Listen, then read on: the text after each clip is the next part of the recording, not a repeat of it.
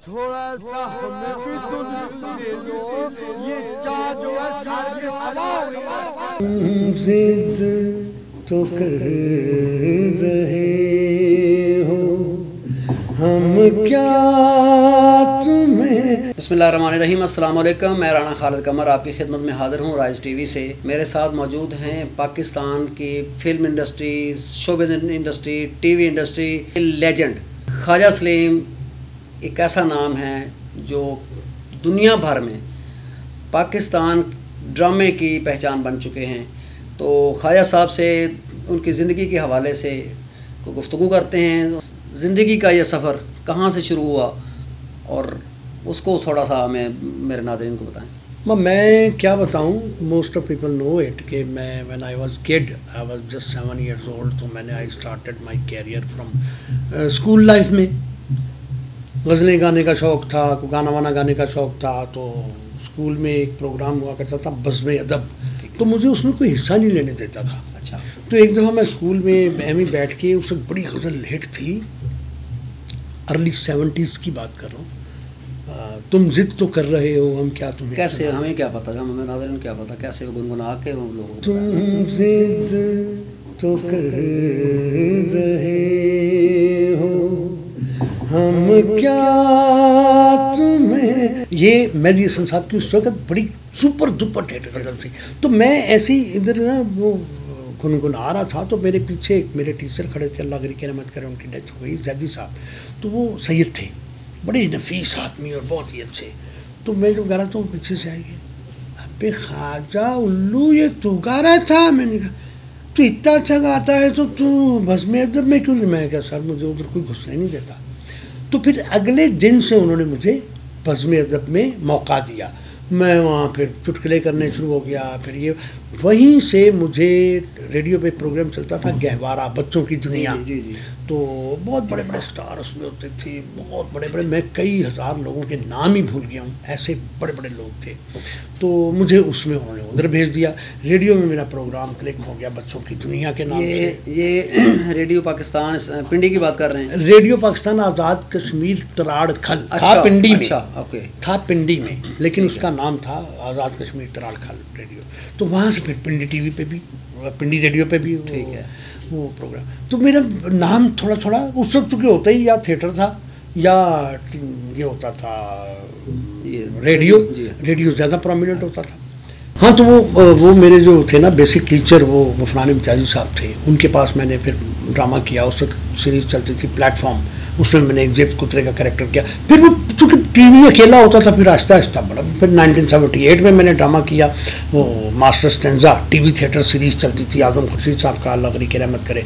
तो वो मैं सुपर डुपर हिट हो गया, क्योंकि सिर्फ टीवी होता था। जो रात को एक पीछे कोई गुब्बारों वाला भी खड़ा होता था, सुबह वो भी पहचाना जाता था। तो मैं तो उसका लीड कैरेक्टर था। फिर चलो फिर बेपनाह ड्रामे किए मैंने। ये मतलब अगर जैसे ये मौसीकी के घरानों में से 2-3 घराने जो हैं, शाम चौरासी और जो ये जो ग्वालियर और इनको निकाल दें, तो इंडस्ट्री में से ख्वाजा बरादरान को निकाल दें या ख्वाजा फैमिली को निकाल दें, तो हमारी फिल्म इंडस्ट्री भी और टीवी इंडस्ट्री भी ये तो धड़ाम से कर जाएगी। लेकिन मेरे अंदर एक वो चीज़ थी कि मैंने शुरू से एक चीज़ सोची हुई थी कि यार मैंने इंडिविजुअली अपनी शनाख्त बनानी। जी ऐसा ही। तो अल्लाह ताला ने मुझे मौका दिया और फिर मैंने, और जब मेरी शनाख्त बन गई, अल्लाह ताला ने मुझे पूरी वर्ल्ड में एक नाम दे दिया, पहचान दे दी। उसके बाद मैंने बताया कि ये मेरे भाई हैं, ये मेरे भाई हैं, ये मेरे मामू थे, ये मेरे फलां थे। ये उससे पहले मैंने कभी भी तस्करा नहीं किया। हाँ, शनाख्त से मुझे याद आया कि शनाख्त तो आपकी जो ड्रामा बना वो था अंगारवादी, जहाँ तक मुझे याद पड़ता है। नाज़रीन, अंगारवादी जो हमारी एज के या हमारे एज से पहले के जो लोग हैं, हमारी एज के बाद वाले तो शायद उन्होंने यूट्यूब पे देखा होगा। जो उस एज में एक ही बड़ा नाम था और वो आज तक बड़ा नाम मौजूद है।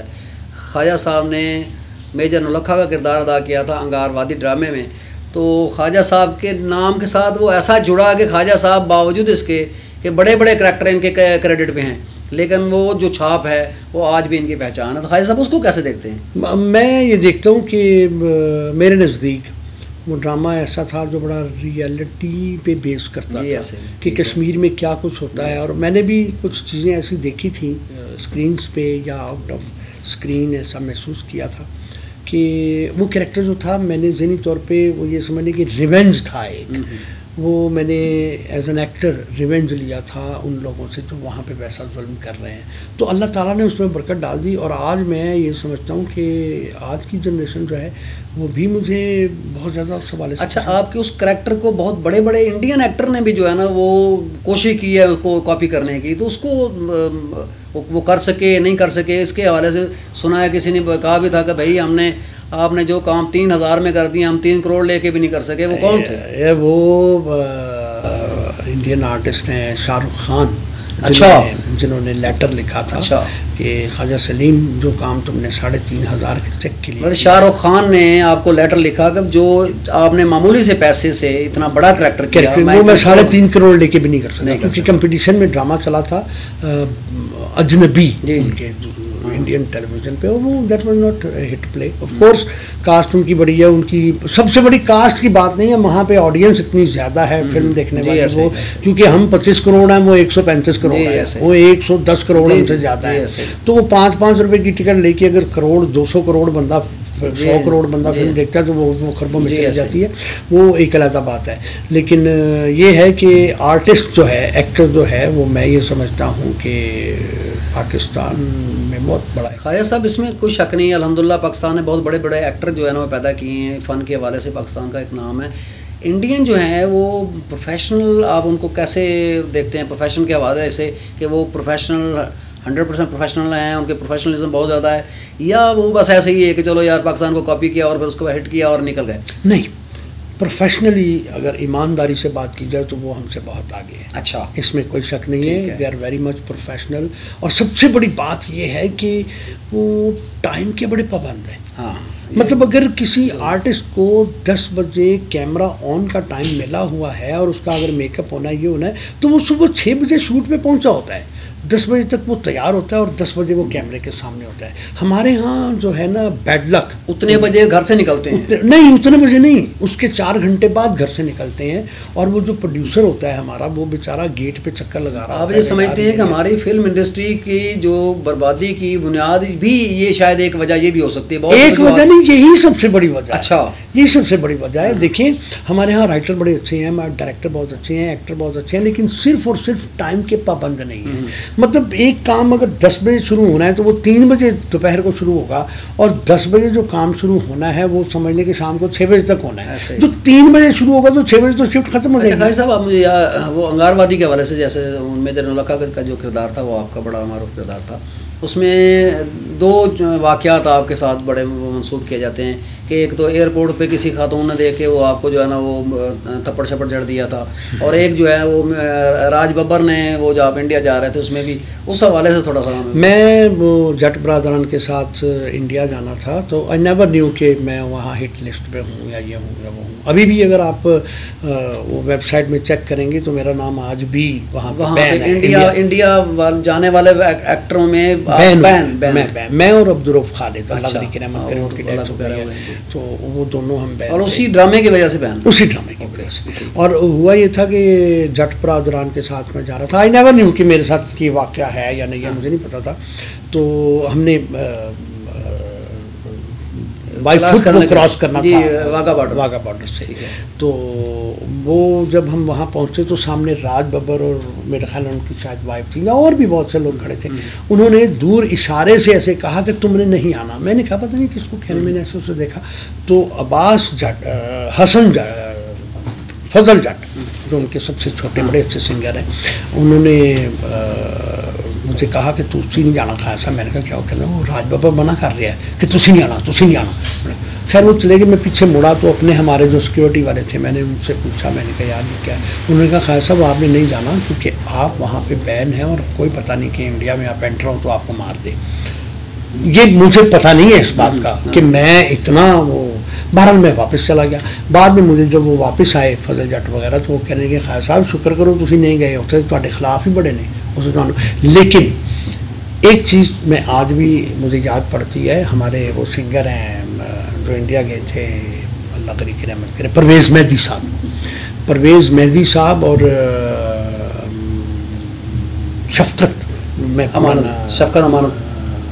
शफकत अमानत नहीं, आई डोंट रिमेंबर, मुझे इस वक्त में नहीं नाम आ रहा, याद आ रहा, बड़े अच्छे सिंगर है वो। वहाँ गए तो वापस आके उन्होंने मुझे ये कहा कि यार मैं जब इंडियन पंजाब में गया तो वहाँ के चीफ मिनिस्टर थे, पता नहीं कौन, जरनैल सिंह या क्या इस तरह का नाम था, तो वो कहने लगे कि तेरे लिए पैगाम ये है कि उन्होंने ये कहा है कि ख्वाजा अगर तू भारत दे विच पैदा होया हुंदा तो इत्थे हर चौक से तेरी मूर्ति लगी होंगी। ये उन्होंने मुझे जी ऐसा ही।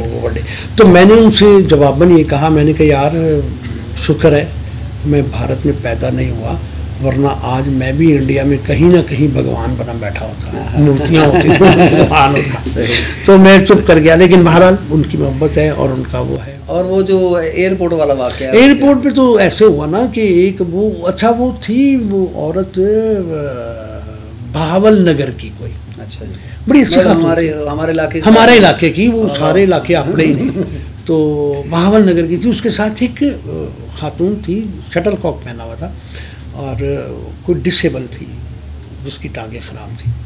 तो उसने ऐसे करके बुरका उठाया तो कहा हिद्दियाँ में ना, मैंने कहा पता नहीं कौन है, मैंने कहा जी माँ जी, मैंने कहा वही ड्रामे की तारीफ़ करेगी कि तूने ड्रामा किया है, कि तू ये जड़ा अंगारबाजी जुल्म पे करेंदे में क्या हिदायत चंडी भेड़ को। उसने मुझे इतनी गालियाँ दी, मेरा गिरेबान फाड़ दिया, मुझे गिरा दिया। लोग इकट्ठे हो गए, उन्होंने छुड़वाया तो लोग उसको मारने लगे। मैंने कहा यार ना मारो भाई, इसको ना मारो, इससे बड़ा तो मेरे लिए इनाम ही कोई नहीं है। मैंने कहा इससे बड़ा अवार्ड कोई नहीं है। लेकिन मुझे दुख पता क्या है राणा साहब, आज मैं पहली दफ़ा किसी भी इंटरव्यू में ये बात कर रहा हूँ, खुदा की कसम मुझे बहुत बड़ा दुख है कि उस ड्रामे का मुझे कभी अवार्ड नहीं मिला। हाँ जी, ये सिर्फ आपका दुख नहीं है, ये इस कौम का भी दुख है और ये इस इंडस्ट्री का भी दुख है कि जो जेन्युइन फनकार हैं, जो आज भी किसी न किसी वजह से पहचाने जाते हैं, आज भी जो पाकिस्तान की शनाख्त हैं, उनके लिए अवार्ड नहीं है। अवार्ड हैं तो मैं वह हयात के लिए हैं, मीरा के लिए हैं और तेरा मेरा के लिए। हमारे यहाँ प्रॉब्लम ये है कि मैं एक और चीज़ मैं फील करता हूँ ईमानदारी से, अगर मुझसे पूछो तो शायद एक अवार्ड ना मिलने में आपकी ये जो ज़ुबान है ना, इसका बड़ा मुदखल है। हो सकता है, हाँ, हो सकता है। ये जो कोई आपको वो शायद उस तरह से चापलूसी नहीं, और आप सीधी तरह जो है ना वो मैं कर ही आज भी जो है ना, अगर मैं देखूं तो मतलब आप आज भी बात नहीं आते, कोई ऐसी जो बाज़ेन में है, दिल में है, तक करके मुँह में। देखिए सच्चाई राणा साहब आप नहीं रोक सकते। अगर मैंने किसी के सामने रो के कुछ मांगना है ना, तो गिड़गिड़ा के मांगना है, तो वो अल्लाह है यार, उसके अलावा कोई भी नहीं है। बस ऐसे। मतलब आपका अपना बाप भी जो है, आप उससे भी नहीं रोक के मांग सकते। आप उसको सीधा कह सकते अबू जी मैंने फलानी चीज़ चाहिए थी, लेकिन एक ही कुव्वत है जिसके सामने आप रो सकते हो गिड़गिड़ा के। देखे ना, अल्लाह पाक तो कुरान पाक में ये कहता है कि मुझसे मांगना है तो गिड़गिड़ा कर मांगो, नहीं रोक कर मांगो, नहीं आंसुओं से मांगो, नहीं तो रोने वाला मुंह बनाकर मांगो, तब भी शक्ल रोने वाली बना लो। तो मैं तो अल्लाह पाक से जब सुबह भी मैं जब कुरान पाक की तिलावत करता हूँ या पढ़ता हूँ तो खुदा रसूल गवाह है, मैं तो अल्लाह पाक से रोके मांगता हूँ। अल्लाह पाक को वो 70 माओं से ज़्यादा प्यार करता है यार। रोने वाला झूठा मुंह बना के मांगो, उससे मांगो, वो देता है। तो नाजरीन, ये थे हमारे खूबसूरत फनकार, मेरे बड़े भाई, मेरे प्यार वाले दोस्त, जिन्होंने इस इंडस्ट्री को जो है वो एक पूरी ज़िंदगी दे दी। इनके लिए हमारी हुकूमतों को सोचना है।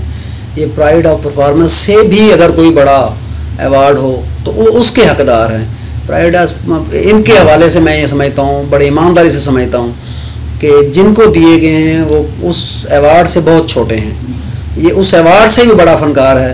काश हमारी हुकूमतें ये सोचें कि ख्वाजा सलीम की क्या हैसियत है, क्या मकाम है, क्या रुतबा है, शायद वो अवार्ड लेके ख्वाजा साहब के घर आ जाएं।